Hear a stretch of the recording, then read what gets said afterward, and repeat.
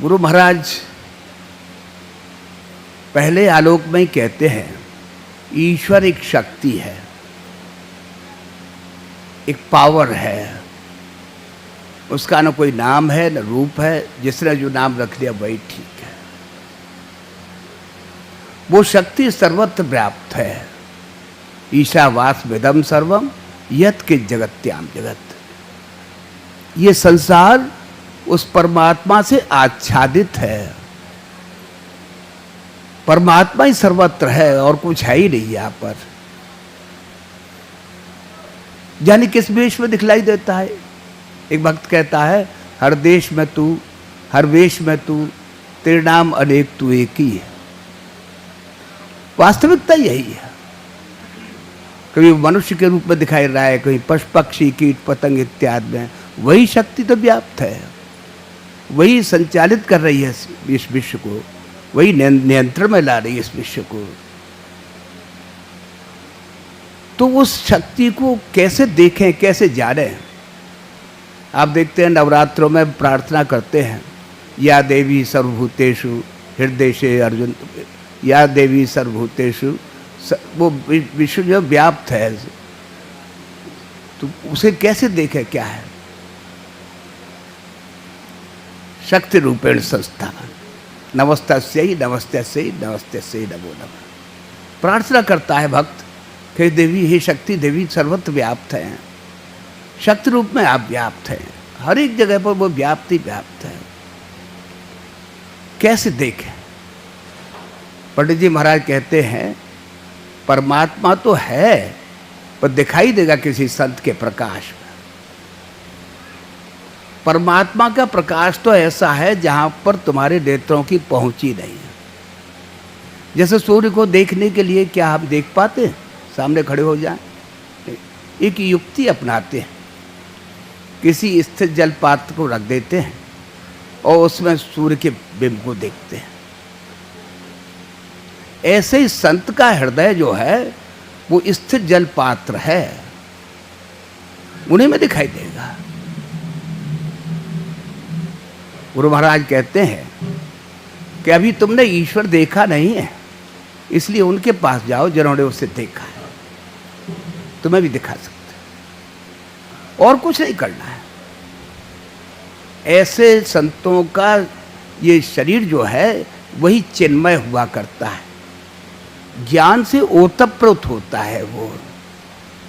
कबीर साहब कहते हैं अलग ब्रह्म की आरसी साधु ही की दे, लखा जो चाहे अलग को या ही में लख ले। वो परमात्मा कहीं दिखाई नहीं देता है। अरे देखना चाहते हो, ये महापुरुष जो है उनका शरीर ही उस परमात्मामय है। उनके समक्ष बैठ जाओ, बैठते बैठते ही वो ज्ञान प्राप्त हो, वो दिखा देगा।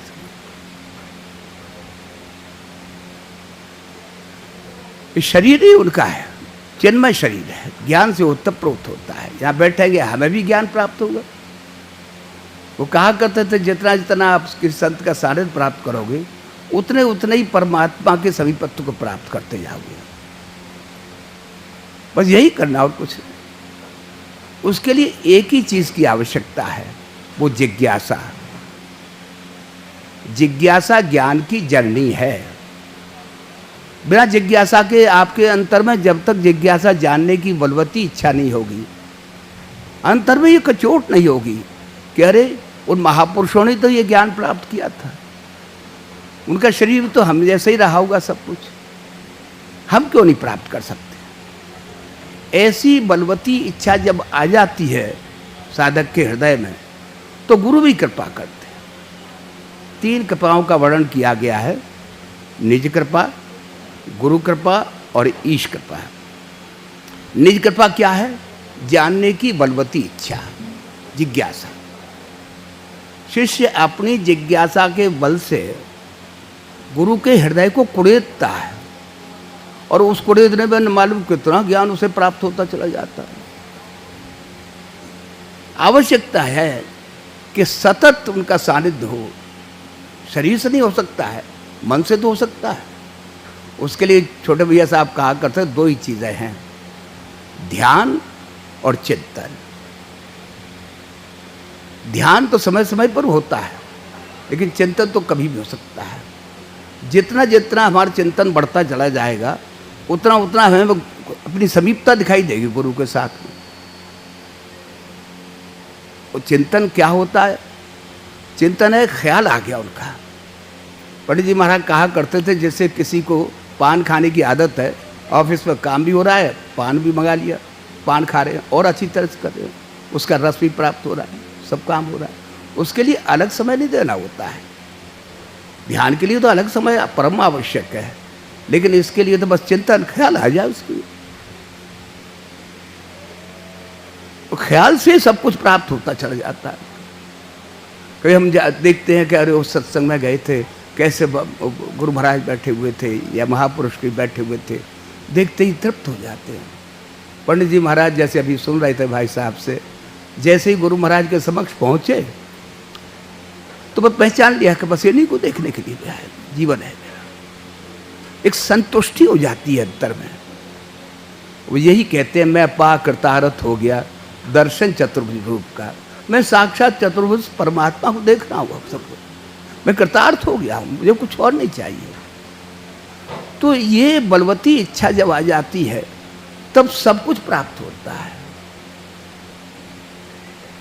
पंडित महाराज कहा करते थे कि गुरु से मिलना बात और है, गुरु में मिलना बात और है। परम पूज्य परम संत बड़े भैया साहब कहते थे, जैसे दूध में पानी मिल जाता है उसका मूल्य बहुत बढ़ जाता है, दूध के बराबर हो जाता है।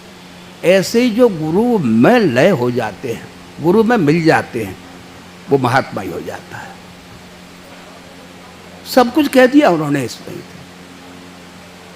गुरु से मिलना और गुरु में मिलना से तो अभी यही है कि हम जाते हैं महापुरुषों के समक्ष, प्रणाम करते हैं, आशीर्वाद प्राप्त करते हैं, अपनी व्यथा कथा भी निवेदन करते हैं, कुछ समाधान होता है, अच्छा लगता है। बड़े महापुरुषों के प्रवचन सुनते हैं, बड़े धारा प्रवाह अश्व प्रवाह होने लगता है। ये सब कुछ हुआ, लेकिन कितने समय तक के लिए? एक आध दो दिन तक याद रहा, अरे बहुत अच्छा सत्संग था, बहुत शांति बनी, सब कुछ। वो शांति अस्थाई है, स्थायी तो नहीं आया उसमें। स्थायी तो कब आएगा? जब जैसे कि एक पत्थर है, पानी में पड़ा हुआ है बहुत समय से, बड़ा शीतल है, वो सब कुछ है, उसे बाहर निकाला धूप में तो वो सूख गया, तोड़ा तो देखा वो अंदर सूखा ही है। क्योंकि जब तक उस माहौल में था तब तक तो उसमें वो सब था, लेकिन जैसे ही उससे हटे बस फिर कुछ नहीं। लेकिन दूसरी स्थिति कौन सी होती है? जैसे कि गिलास में जल भरा हुआ, उसमें थोड़ी शक्कर डाल दी आपने, जल वही था लेकिन एक मिठास आ गई। ऐसे ही वो वर्णनातीत है, वर्णन नहीं किया जा सकता है। उनके समक्ष बैठते बैठते ही वो स्थिति प्राप्त होती रह जाती है। गुरु महाराज कहा करते थे, ये ज्ञान सीना व सीना प्राप्त होता है, आत्मा से आत्मा को दिया जाता है, इसमें वाणी का विषय नहीं है। ये दूसरी विद्या जो है सांसारिक विद्या, वो तो वाणी से प्राप्त होती है। जैसे कोई शिक्षक किसी छोटे से बालक को समझाते हैं, ऐसे लोग ये, अब वो देखता है कि हाँ इन्होंने बताया ठीक है, विश्वास लाता है, और धीरे धीरे वो कहाँ से कहाँ तक पहुँचता है हम देखते हैं। किस स्थिति में पहुँच जाता है, कहीं डॉक्टर है, कोई इंजीनियर है, कुछ और है, पद सुशोभित कर रहा है, बड़े बड़े अच्छे अच्छे। कैसे हुआ? किसी ने वो ज्ञान की वृद्धि प्राप्त हुई किसी के सानिध्य में, ऐसे ही और मिलते चले गए, उनके सानिध्य में बैठते बैठते वो ज्ञान प्राप्त हुआ। लेकिन ये परा विद्या जो है वो उसके लिए कोई वाणी नहीं है। ये तो वाचो निवर्तन्ते अप्राप्य मनसा सा तद्धाम परमम। भगवान कहते हैं मेरा धाम वह है जहाँ पर मनुष्य की मन सहित ये ज्ञानेंद्रियों की पहुँच नहीं है। तो मनुष्य के, हम सब लोगों के पास तो यही उपकरण है, इनसे ही प्राप्त करना चाहिए, इनसे नहीं होगा। गुरु के समक्ष बैठते बैठते ही, गुरु को बस देखते देखते ही वो चीज़ आती चली जाएगी। मौन उपदेश जो होता है सबसे बड़ा उपदेश होता है। हम आप सब ने देखा, कुछ भाइयों ने जिया माँ के दर्शन किए, किस स्थिति में बैठ जाती थी वो, 2-2 ढाई घंटे के लिए बैठ गई। जब ऐसे 2.5 घंटे तक मीटिंग चलती रहती, 2-3 ऐसे ही बैठी हुई है जैसे कोई मूर्ति रख दी गई है। क्यों? कि वो बस उसी में लय थी उस वक्त, और वो ज्ञान जो है वो ऐसे ही प्राप्त होता है उनकी तरफ देखते देखते ही। वाणी का विषय नहीं है, देखते देखते ही कोई प्राप्त हो जाता है। ऐसे ही जो निर्निवेश नेत्रों से गुरु को ही देखते रह गए, बस सब कुछ प्राप्त हो जाता है। एक रहीम कबीर जी हुए हैं बहुत अच्छे, तो लिखते हैं, ते रहीम मन आपनो कीनो चार चकोर, निस्वासर निरखत रहे कृष्णचंद्र की ओर। कृष्ण रूपी चंद्रमा को देखता था, मेरा मन तो एक चकोर पक्षी की तरह से हो गया, बस उसे देखते देखते अघाता नहीं है। ऐसे ही जो गुरु को इस तरह से निर्निमेष नेत्रों से देखते रहे, गुरु महाराज कहा करते थे, हम तो ये चाहते हैं, कोई कहता था मन नहीं लगता है, कि हमको कहते मन लगे, हम चाहते हैं कोई हमारी ओर ललचाई हुई दृष्टि से देखता रहे, तभी पहुंचता है वो ज्ञान। ऐसे जाता है, कोई वाणी से वो प्रकट ही नहीं हो सकता है किसी तरह से। वेदों में बस नेत नेत कहा है, इतना ही नहीं, और आगे और आगे कहाँ तक है कोई वर्णन नहीं कर सका है उसको। सो जाना है जे देह जनाई, जानत तुम्हें तुम्हें हो जाती। जिसको जना दिया जाता है वही जानता है, और उसमें वो अपने को लय कर देता है। कोई स्थिति वो आ जाती है कि जिसमें अपने को गुरु में लय कर दिया उसने, बस सब कुछ गुरु का अंतर में भरता चला जाता है। गुरु महाराज लिखते हैं, तम यथोपासते तदै भवति। जिसका आप ख्याल करेंगे आप वैसे ही होते चले जाएंगे, और कुछ नहीं। गुरु जानते हैं कि किस स्थिति का है, क्या है, कैसे आया ये, उसी की आवश्यकता है। हम सब उसी में बैठते भी हैं आकर के गुरु महाराज के दरबार में, पर मन विचलित कर देता है।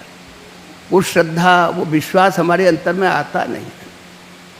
इस साधना के लिए तो दोनों चीज आवश्यक है बहुत।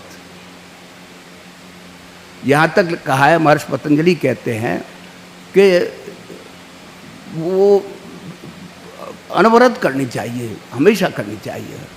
सतु दीर्घकालीन नैरंतर्य सत्कारात सेविता दृढ़ भूमि।